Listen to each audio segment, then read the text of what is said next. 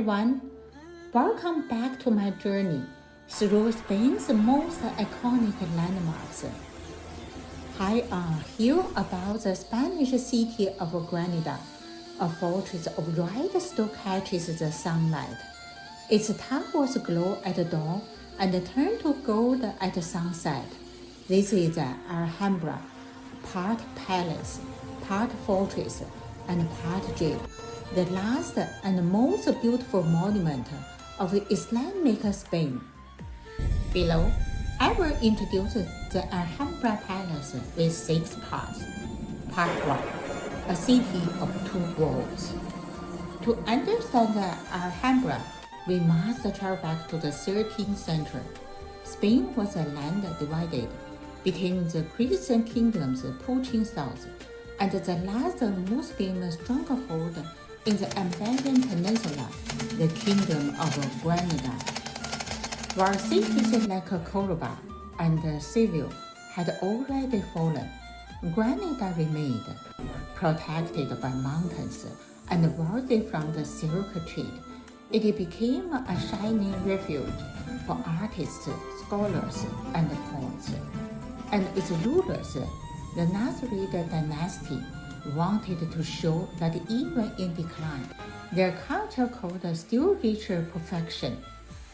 So, they built a palace unlike any other, not a monument to power, but a sanctuary of beauty. They called it Alhambra, the Red Fortress. Part 2, a fortress becomes a paradise. At first glance, the Alhambra looks like a fortress, high walls, towers, and gates. But inside, those walls like the world of poetry made of stone. Walk through the gate of justice, and you enter a city within a city. There were houses, gardens, mosques, even schools. At the heart stood the Nasrid palaces, built by rulers who turned architecture into a language of faith and art. The most famous part is the Palace of the Lights. Here, slender marble columns surround a courtyard so symmetrical it feels timeless. At its center, 12 white lines hold up a fountain, symbols of strength of power. When the water flows, it seems as if the palace itself is alive, whispering ancient voices. Above you, the ceilings bloom with carved plaster and painted wood. Geometry starts, Arabic calligraphy, and words from the Quran. There is no conqueror but God. Light dances across the patterns as if the architecture itself is a prayer. Part 3, the meaning behind the beauty. To the Nasrid kings, the Alhambra was more than a palace. It was a vision of a paradise on earth. Islamic architects believed that beauty reflects divine perfection, so they filled every surface with detail, as if trying to capture infinity, not human or animal forms, only light, geometry, and flowing walls. The gardens, like the general life, were filled with running water and cypress trees. For people living in the dry lands of Andalusia, water was life, and here it symbolized internal peace.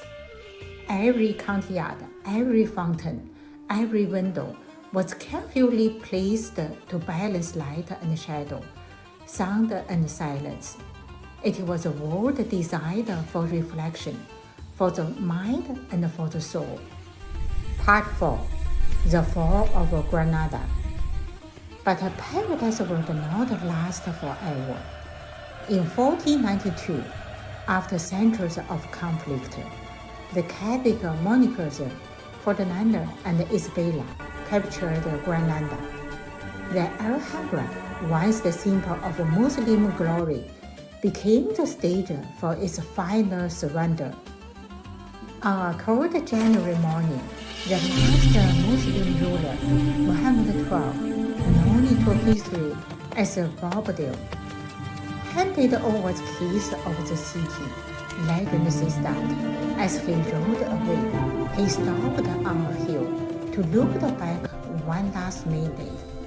His mother, Axa, said to him, "Weep like a woman for what you could not define like a man."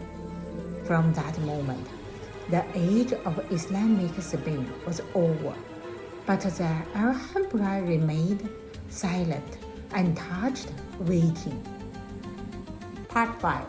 Rediscovery and Revival. For centuries, the Alhambra was forgotten. The palace fell into ruin and travelers camped inside its halls.